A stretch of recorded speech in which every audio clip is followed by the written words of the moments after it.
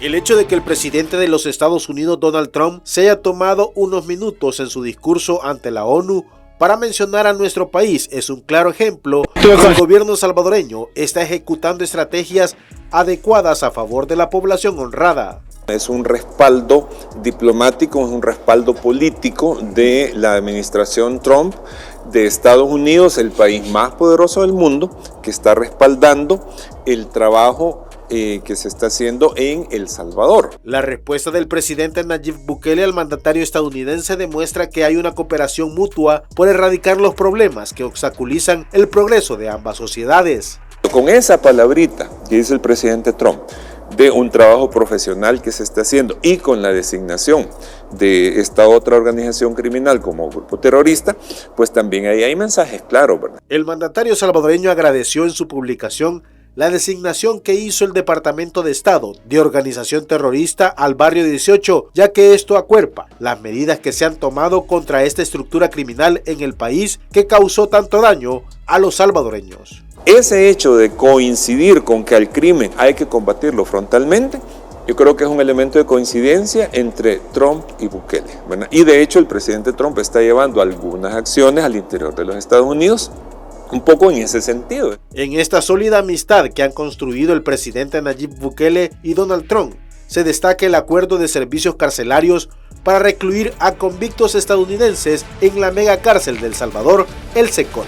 Noticias en tiempo real. El presidente Nayib Bukele sigue destacando a nivel mundial, ganándose el respeto de las mayores potencias del mundo, por haber logrado el milagro de la seguridad en El Salvador. El discurso de Trump fue hoy en el transcurso del día, ¿verdad? Sí. Y ahí hay quizás algunas palabras importantes en las que hay que fijarse, ¿verdad? Primero es claro, ¿verdad?, que es un respaldo diplomático, es un respaldo político de la administración Trump de Estados Unidos, el país más poderoso del mundo, que está respaldando el trabajo que se está haciendo en El Salvador.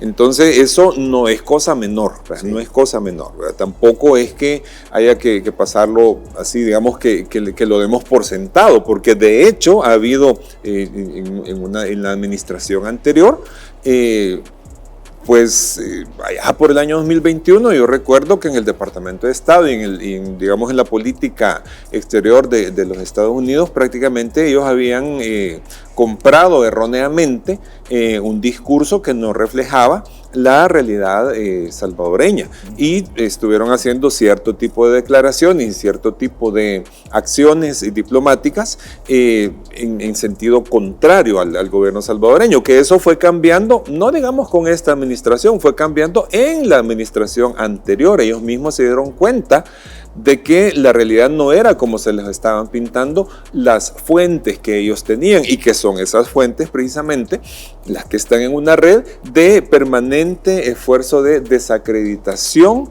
de lo que se hace acá en el país por parte del gobierno. Entonces, en ese sentido, creo que sí es muy importante un respaldo diplomático, político, es decir, miren, nosotros estamos en sintonía, ¿verdad? Claro, mencionó el presidente Trump específicamente lo que se refiere al acuerdo de externalización de servicios carcelarios, concretamente la posibilidad de recibir en el SECOT algunas personas que han cometido ciertos crímenes en los Estados Unidos. Ya se tuvo, digamos, una primera experiencia, pero ese acuerdo pues sigue abierto, sigue vigente, ¿verdad? Ahora, otro elemento que sí, yo creo que es todavía más determinante, ¿verdad? Él mencionó una palabrita y dijo, agradecemos el trabajo exitoso y profesional que se está haciendo. Yo creo que ahí hay que subrayar. Sí. O sea, cuando en Estados Unidos te dicen que estás haciendo un trabajo muy profesionalmente, eso es sinónimo de que lo estás haciendo bien y conforme a normas y a estándares, ¿verdad? Entonces, esa mención de esa palabra por parte del presidente Trump de un trabajo muy profesional también es una manera de salir, digamos, a acuerpar, digamos, al presidente Bukele y al gobierno salvadoreño ante una ola permanente de intentos de desacreditar justamente ese trabajo que se está haciendo en seguridad, ¿verdad? Porque yo creo que esto se extiende no solamente al tema de la externalización de servicios carcelarios, sino que es al trabajo de seguridad, y ahí entra lo de la designación de esta otra pandilla, la pandilla 18, como grupo terrorista, que ambas, la MS-3 y la pandilla 18, ya en El Salvador estaban designadas como organizaciones terroristas. En Estados Unidos ya estaba la MS-3 y ahora se suma la pandilla 18, pero ese detalle de salir al paso y de salir a dar un respaldo contra los cuestionamientos que se están haciendo, creo que también es importante. Ahora, sobre estos cuestionamientos, mira, hay que ser bien claro. Toda acción humana, más si involucra a una gran cantidad de personas, como es el caso de El Salvador, y los, digamos, todos los agentes de la Policía Nacional Civil, con el apoyo de la Fuerza Armada, es una enorme cantidad de personas.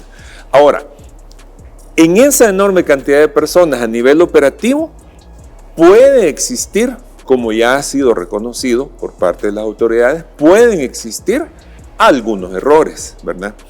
Pero una cosa es que se reconozcan los errores o que se señale puntualmente algún caso que necesite ser revisado, y de hecho muchos de ellos han sido revisados. Se han estado haciendo. Ajá, se han estado haciendo. Correcto. Eso es una cosa, pero otra cosa muy diferente es que haya organizaciones y personas que instrumentalicen o pretendan instrumentalizar esos errores puntuales, esas excepciones que no son políticas de Estado, y a partir de eso hagan un discurso para intentar revertir toda la política de seguridad, que ese es un elemento que sí está, o sea, hay ONGs, hay personas, hay agencias de noticias a nivel internacional que están en esa presión, es decir, a partir de la instrumentalización de algunos casos, ellos no velan por esos casos, ellos lo que están haciendo es tratar de quitar toda esa política de seguridad, incluso con narrativas falsas directamente. En algún momento, aquí ya no estamos hablando de que te salgan con una cifra menor de personas erróneamente capturadas que han sido liberadas, que pueden ser el 10%, digamos, de todos los capturados.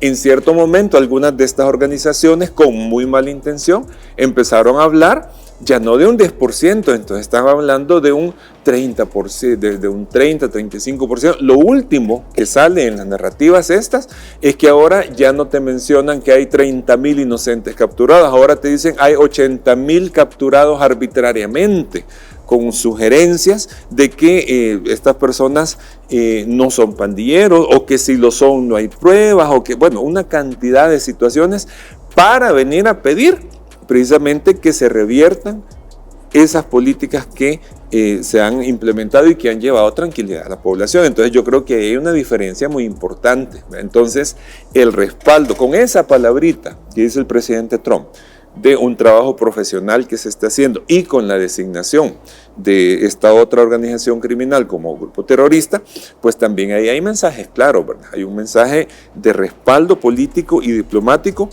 que es importante tenerlo en cuenta, que no es tan superficial como algunos pueden creer. Ojo con eso.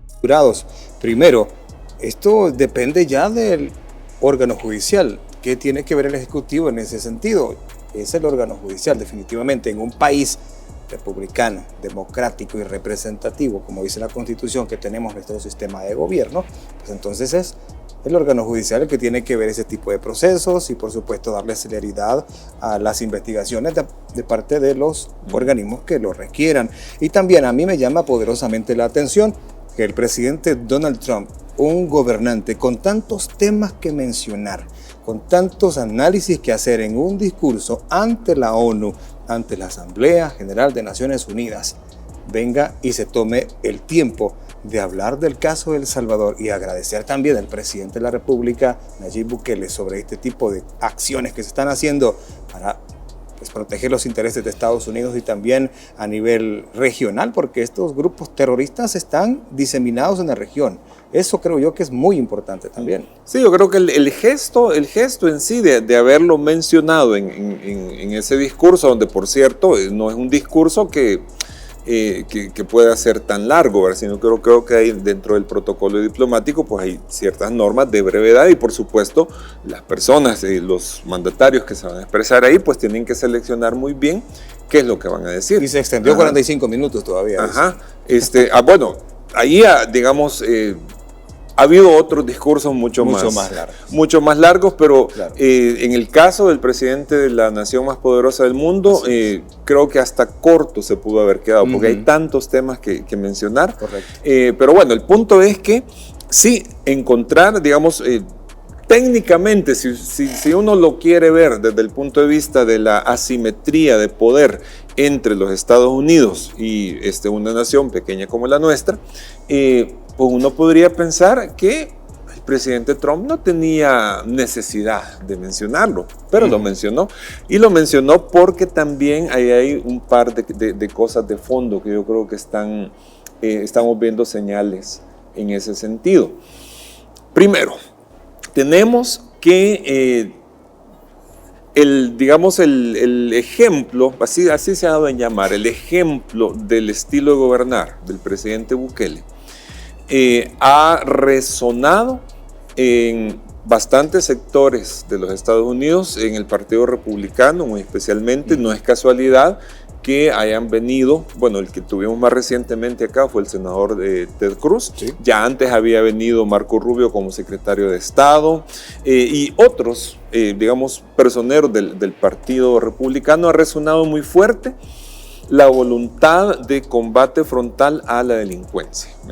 Esto que pues a algunos nos puede parecer muy obvio, ¿verdad? Si tenemos delincuencia, lo lógico es combatir la delincuencia.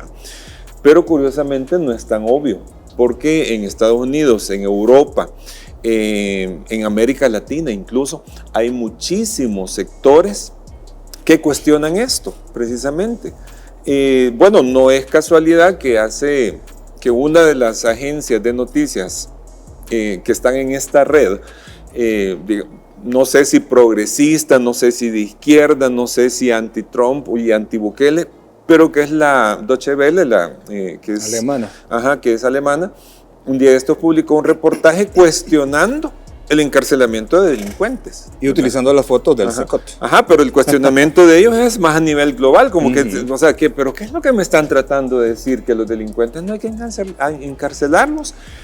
Algunos movimientos en otros países, bueno, en Estados Unidos hubo un movimiento por ahí, o un par de movimientos por ahí, que en cierto momento de la campaña estaban proponiendo el lema defund the police, o sea, quitarle fondos, quitarle financiamiento a la policía.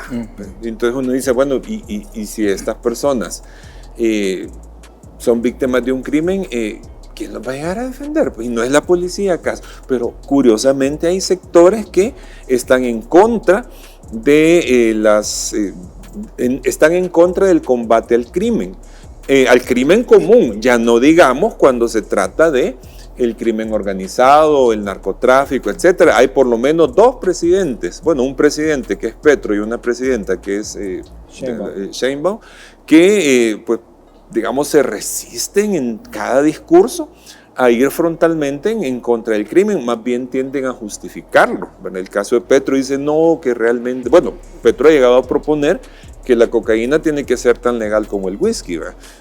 y cosas de esas. El otro, Sheinbaum, que es heredera de la política de abrazos y no balazos de AMLO.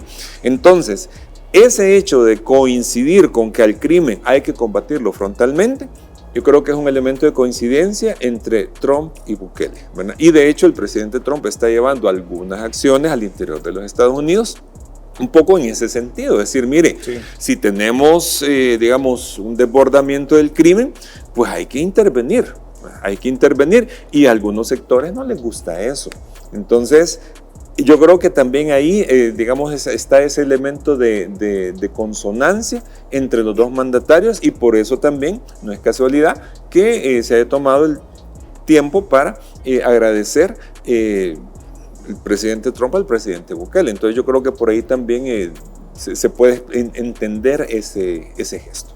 Es correcto. De hecho, en Estados Unidos recientemente pudimos ver también la muerte de una europea dentro de un autobús o un tren, recuerdo, por un sujeto que había sido detenido más de una decena de veces y el sistema judicial de allá pues lo había liberado esa docena de veces y al final de cuentas terminó asesinando a una ciudadana europea. Pero el presidente Trump y el presidente Nayib Bukele tienen esas coincidencias, los vimos juntos en la Casa Blanca recientemente también y hablaron de este tipo de temas de combate a la delincuencia, al crimen y a las expresiones del delito.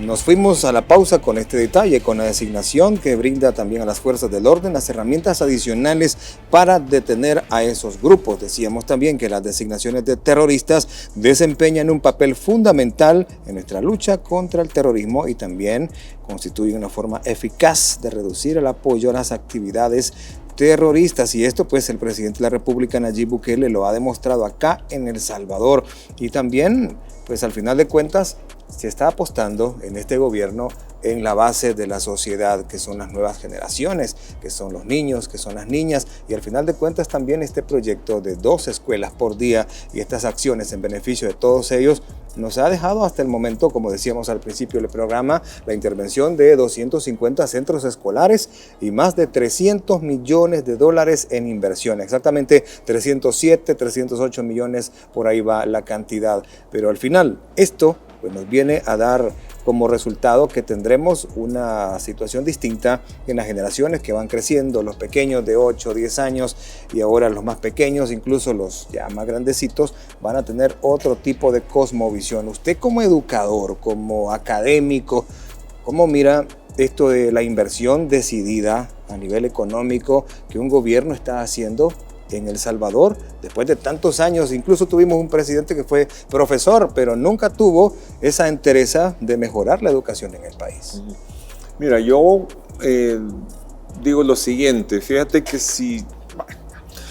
cuando uno va rumbo a Los Chorros, tú ves digamos a los lados de la carretera enormes obras de terracería, estabilización de taludes, excavaciones, bueno, o sea, estás viendo una mega obra. Sí. Ahí está claro que son millones de dólares los que están operando ahí y esperamos que de aquí a unos 3 años eso va a quedar una autopista pues, realmente del primer mundo y que va a solucionar infinidad de problemas logísticos, de transporte, va a desarrollar las zonas aledañas a Lourdes, etc. Pero es una mega obra que uno ve porque está pues prácticamente concentrada en el mismo lugar. Uh-huh.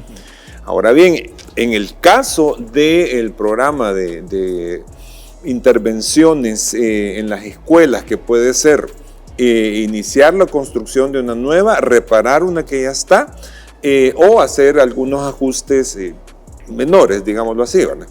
En ese caso, a veces el ojo engaña.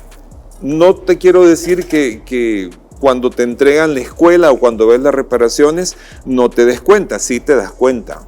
Pero la persona que está en esa comunidad y que recibe con su familia los beneficios y los recibe con agradecimiento y con reconocimiento, puede llegar a pensar que solo es esa escuela la que se está interviniendo.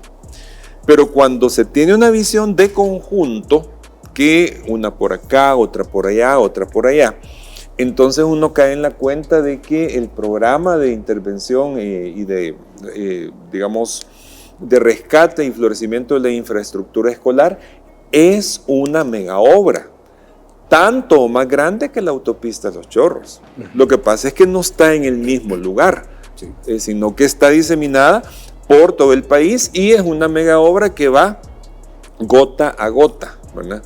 Yo siempre digo, por supuesto, cuando hablamos de mega obras en la historia de la humanidad, uno tiene que pensar en cuántos años se tardaron en construir esas obras. Uh-huh. ¿Verdad? Aquí cerca, relativamente cerca, pues, ¿cuánto costó construir el Canal de Panamá? Y eso en dos momentos, un momento que lo trataron de hacer los franceses y fracasó, y ya después que lo hicieron los norteamericanos. Pero ¿cuánto costó eso? ¿Cuántas montañas se tuvo que partir? ¿Cuántos continentes? O sea, prácticamente. Y eso, cuando uno ve la maquinaria que está ahí, es granito a granito, es trabajo de hormiga. Entonces, eso pensando en una mega obra cercana, ya no digamos las maravillas a nivel global, ¿verdad?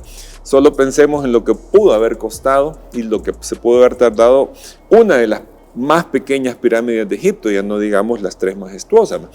Pues entonces con lo de las escuelas, esto a escala es algo así.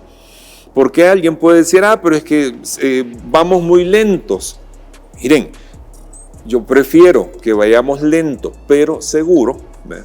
Y que digamos, no hace mucho estábamos hablando de los primeros 100 días, 200 escuelas. Hoy creo que llegamos a la cifra como de 250 por ahí.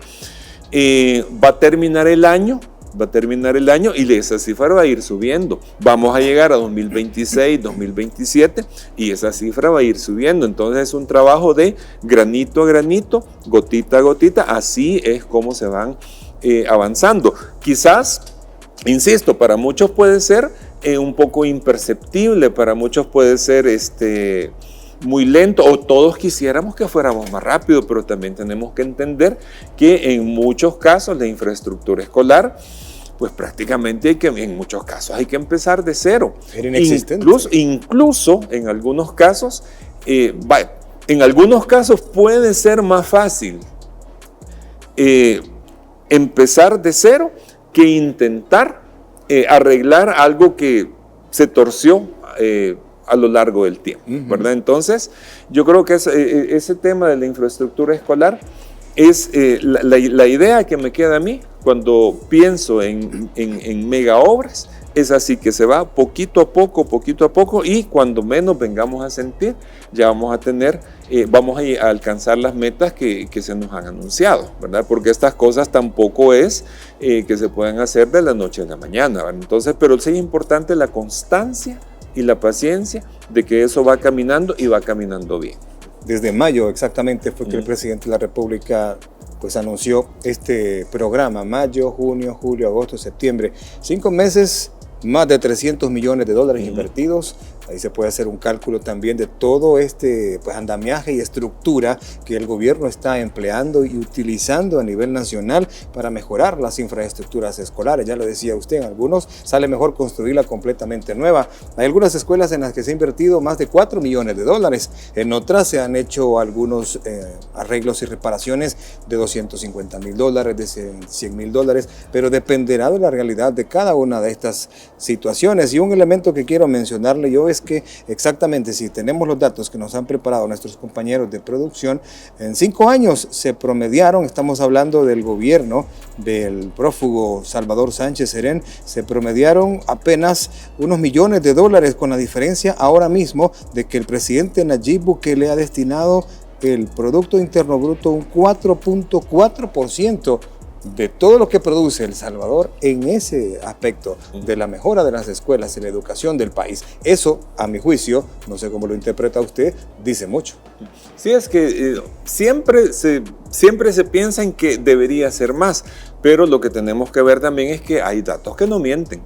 Y el porcentaje del PIB que se ha destinado, no tal vez la cantidad total en millones, porque como la economía va creciendo, aunque poco o mucho, año con año, sí, pues siempre se puede pensar que uno está invirtiendo más que los gobiernos anteriores, pero cuando se mide sobre la base del porcentaje del PIB, entonces ahí encontramos que los datos no mienten.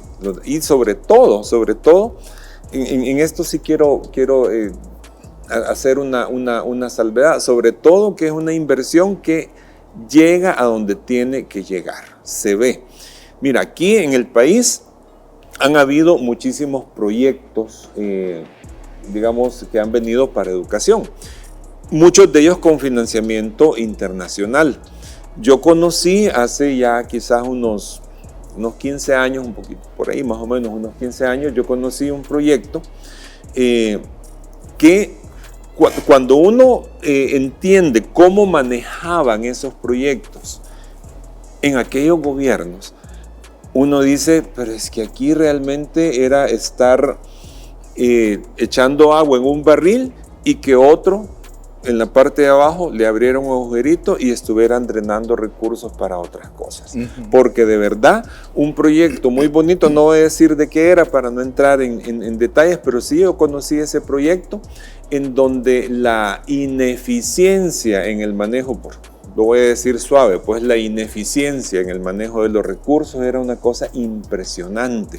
Y todo eso era proyectos que venían de, digamos, cooperación internacional, pero muchos de ellos no venían como ayuda o como donativos, sino que venían en forma de préstamos. Entonces, eso era parte, esa ineficiencia de que los recursos no llegaban o no se concretizaban en lo que debía utilizarse o que no producían los efectos que debían producir o los resultados que debían producir. Todo eso entra en la cuenta acumulada de lo que supuestamente dicen que invirtieron administraciones anteriores.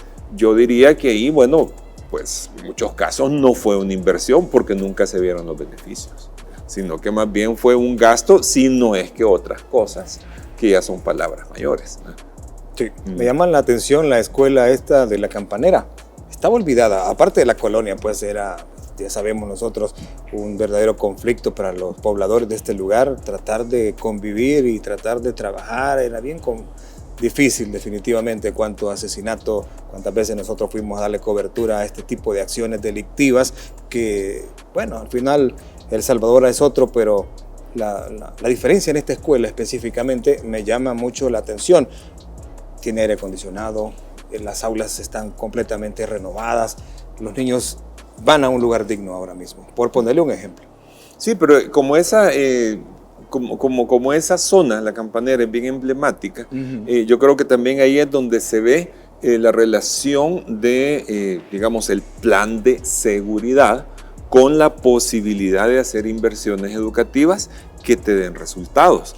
Porque yo digo, ¿quién se iba a poner en su sano juicio a hacer una escuela como la que les ha quedado ahora hace 10 años? Si al día siguiente te habían desaparecido los aires acondicionados, los pupitres, las pizarras te hubieran desaparecido. Bueno, ya no se diga que a todos los estudiantes, los pandilleros los hubieran despojado inmediatamente de las computadoras, de las tablets.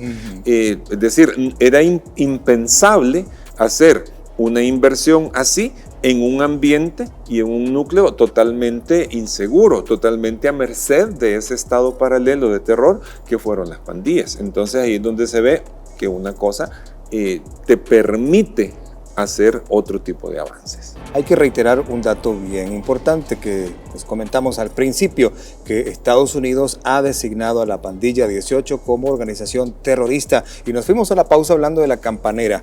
El presidente de la República, Nayib Bukele, también agradeció a los Estados Unidos por esta designación porque permite trabajar en otros tipos de esfuerzos para combatir de manera más directa a estas estructuras criminales, exactamente de la 18. Y si hablamos de La Campanera, pues ahí era prácticamente la base nacional de esta agrupación delictiva.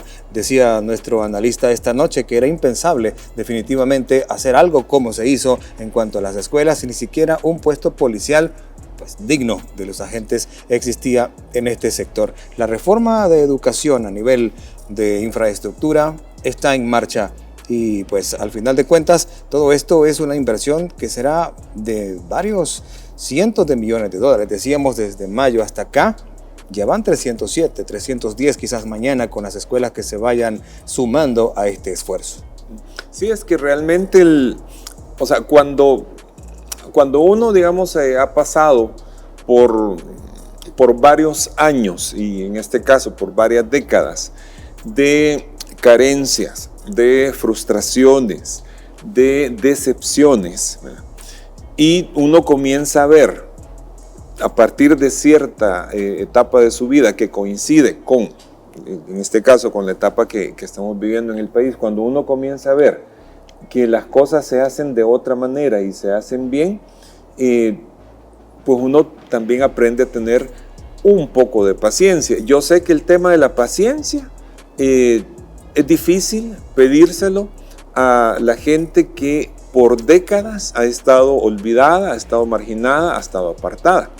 Ahora, lo importante para sostener esa petición de paciencia es que haya señales, que haya indicadores claros de que las cosas están mejorando, ¿verdad?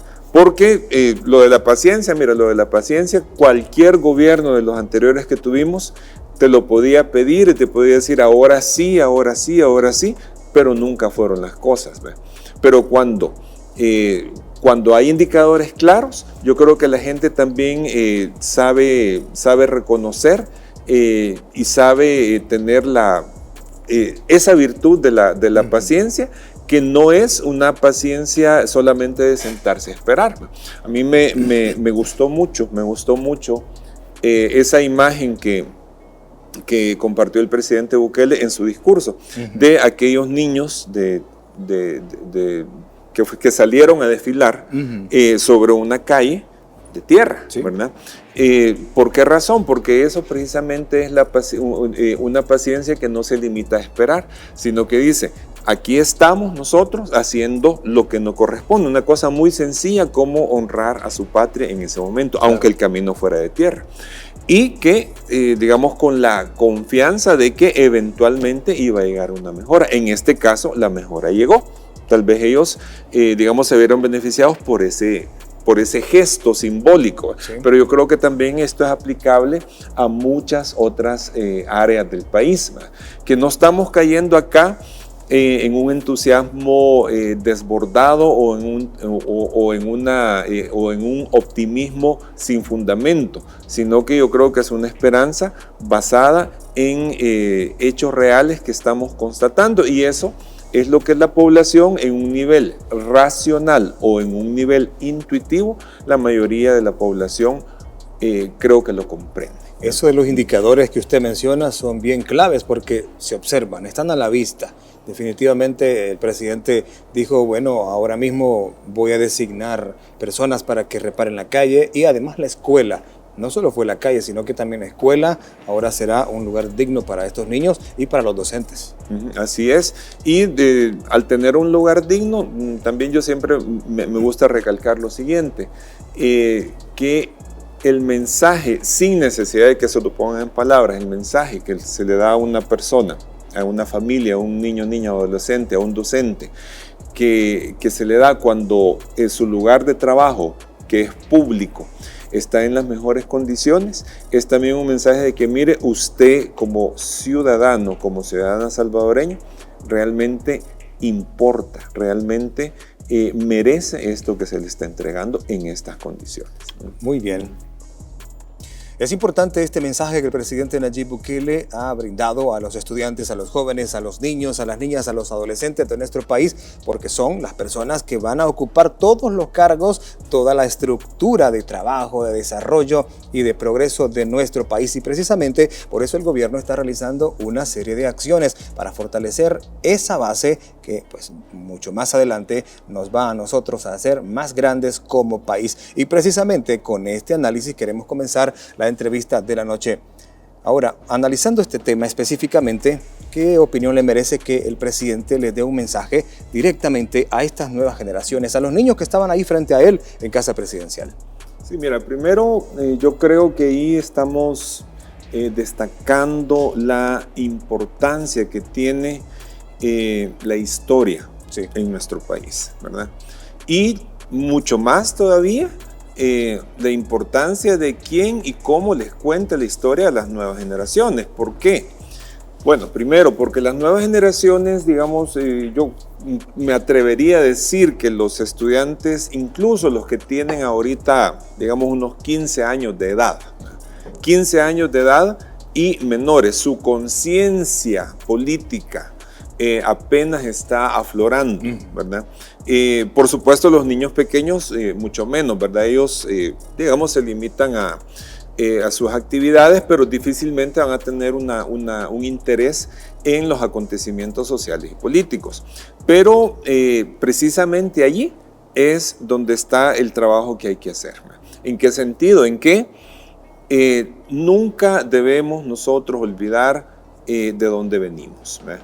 Y estas nuevas generaciones tienen que saber precisamente que venimos de un Estado fallido, un Estado que durante décadas no le pudo garantizar lo más esencial a la población, que es precisamente la vida, la propiedad, las libertades esenciales, pues de desplazarse, ir a visitar a su familia que vive en otro barrio, en otra colonia, y el acoso permanente y agravado al que fue sometido a la población en esa época oscura del dominio de terror de las pandillas, ¿verdad? Entonces, estas nuevas generaciones tienen que tener muy claro de dónde venimos y eventualmente ellos tienen que conocer también por qué razón es que el país cayó en semejante abismo, ¿verdad? Porque si no lo conocen, si ellos, su conciencia de mundo es ahora, digamos, un país donde ellos pueden desplazarse tranquilamente con su familia para ir a este o aquel lugar, en un país donde pueden sus familiares poner una tienda, un emprendimiento donde no están sujetos a ese terrible flagelo de la extorsión o los asesinatos diarios, pues, como actos de terrorismo precisamente, porque eran para intimidar, o sea, con esa finalidad. Entonces, si ellos no están conscientes de eso, pueden ser objeto de engaños y de que de aquí a unos 15 años más, digamos, los que ahorita tienen 15 años, cuando ellos tengan 30 años y estén prácticamente digamos, a cargo de la vida nacional, si ellos no conocen de dónde venimos y por qué es que llegamos a esa situación, entonces fácilmente se corre un riesgo de cometer los mismos errores o de dejarse llevar por sectores que no me cabe la menor duda van a seguir existiendo, con la finalidad de revertir los avances que en ese campo se han tenido. Entonces yo creo que por ahí es donde va, primero, un mensaje en cuanto a la historia, ¿verdad? Es, digamos, un primer elemento. Pero también el hecho de que las nuevas generaciones están recibiendo oportunidades que no tuvieron las generaciones anteriores. Eso es clave. ¿Verdad? Y el tema es que muchas veces cuando no se ha tenido la carencia, digámoslo así, cuando no te ha hecho falta algo, la tendencia natural del ser humano es a darlo por sentado, ¿verdad? A darlo como porque ahí está y digamos que pues no se valora lo suficiente. Entonces yo creo que también es importante que las nuevas generaciones valoren realmente las oportunidades que tienen y los recursos que se están poniendo a su alcance para lograr desarrollar de verdad todas sus potencialidades. Me llama mucho la atención este análisis que hace usted. Por ejemplo, dijo la palabra abismo, ese abismo en el que El Salvador estaba hace 35 o 40 años y que recién hemos empezado pues a recuperarnos desde la segunda mitad del 2019 para acá, con esta nueva visión de nación, con esta nueva estructura de gobierno en el que se pone al salvadoreño como la prioridad, en el que se pone a la ciudadanía como eje central de las acciones gubernamentales actuales. Todo eso pues ahora los jóvenes tienen que conocerlo, porque al final de cuentas, el mismo presidente lo mencionó en la inauguración de la Dirección Nacional de los Mercados, exactamente, dijo, quien no conoce la historia pues está obligado a repetirla. Sí, de hecho, mira, yo, digamos, en mi experiencia personal, ¿verdad? Yo lo he dicho en más de una ocasión aquí, en otros programas, mi experiencia personal es que durante los primeros 25 años de mi vida me tocó sufrir la guerra civil y la época preinsurreccional, llamémoslo así. Entonces un país sin esperanza, un país en permanente destrucción, sin salida aparente, ¿verdad? Y una vez que se llegó al año 92 con el fin de la guerra civil, que yo precisamente en ese año cumplí 25 años de vida, entramos a un pequeñísimo periodo de, digamos, supuesta esperanza, ¿verdad?, de que las cosas iban a mejorar, pero rápido nos fuimos, digamos, degradando más como sociedad por esa época de terror de las pandillas, hasta el punto en que el segundo bloque de mi experiencia vital, digamos, entre 26 a 50 años, pues prácticamente yo fui contemplando cómo el país se hundía en un abismo aún más terrible que el de la guerra civil, porque el de la guerra civil muchas veces uno dice, bueno, pero ahí eran ideologías, ¿verdad? Ahí era que los de arriba se pusieran de acuerdo, dieran la orden y negociaran y todo se acaba, ¿verdad? Pero en el segundo caso fue una descomposición social tremenda, que realmente todavía creo que todavía estamos padeciendo algunas secuelas de eso. Entonces, en mi caso es fácil entender porque he vivido, digamos, esos 50 años en esos dos bloques en un país sin esperanza y que yo particularmente así lo creo que ahorita sí estamos emergiendo como país y que se ven señales positivas. Esto es, insisto, es mi experiencia vital. Pero yo lo que me pregunto es, ¿cómo lograr transmitirle a esa experiencia vital que los de mi generación, y yo creo que compartimos con mucha gente de mi generación, compartimos ese sentimiento, pero cómo transmitírselo a las nuevas generaciones, para que no vayan a creer ellos que así como están recibiendo ahora el país, digamos con signos de mejoras que podemos enumerar, ¿verdad? Y podríamos dedicar tiempo para eso, pero así como están recibiendo el país, que esto no siempre fue de esa manera. No siempre fue de esa manera, ni a nivel social, ni a nivel político, ni a nivel de seguridad, ni a nivel educativo. Entonces, eso creo que es un elemento clave. Insisto, conocer la historia y el transmitirles esa historia, el contarles a nuestros hijos y nietos cómo ha sido el devenir nacional, es responsabilidad de nosotros. Será responsabilidad de esas nuevas generaciones recibirlo y realmente aprovechar las oportunidades. Y ahora nos encontramos en una encrucijada, en una disyuntiva, porque por ejemplo su generación es distinta a la mía, pero la suya, digamos, fue la preguerra, las cuestiones de este tipo. En mi caso fue el desarrollo de las pandillas en mi adolescencia, la juventud y todo ese tipo de cosas, que fue otro tipo de conflicto. Pero ahora los chicos y las chicas de estos días pues ya no tienen esos dos problemas, ya no tienen esa guerra entre las agresiones que teníamos en el país, la guerra civil, y ahora tampoco hay pandillas desbocadas en la calle asesinando y matando. Entonces los jóvenes de hoy tienen las cosas un poco menos complejas y complicadas en ese sentido. El presidente de la República incluso pues ha invertido muchísimo como gobierno en la compra de computadoras, en las escuelas mejoradas. Hemos visto ya más de $300 millones en las escuelas. Esto apenas va comenzando, entonces la transición debe ser bien clave, como menciona usted. La historia debe quedar siempre en la mente de los jóvenes. Sí, incluso ya que se mencionó el tema de las escuelas y las computadoras, mira, cuando íbamos nosotros en nuestra época ya por los 70s o por los 80s, pensar en que las instituciones públicas, en que hubiera instituciones públicas educativas que pudieran tener los mismos estándares que las mejores instituciones privadas del país. Sí. Eso era inimaginable. De hecho, en nuestra época, el sinónimo, digamos, el sinónimo de castigo y de penalización era amenazar con mandarlo a una escuela pública, porque se consideraba pues, prácticamente lo peor, ¿verdad? Sí. Y de hecho, posteriormente, en la época de las pandillas, pues que eran centros de reclutamiento. Todavía quedan muchas cosas por hacer. No nos olvidemos que el fenómeno pandilleril, digamos, se alimentó de dos factores, ¿verdad?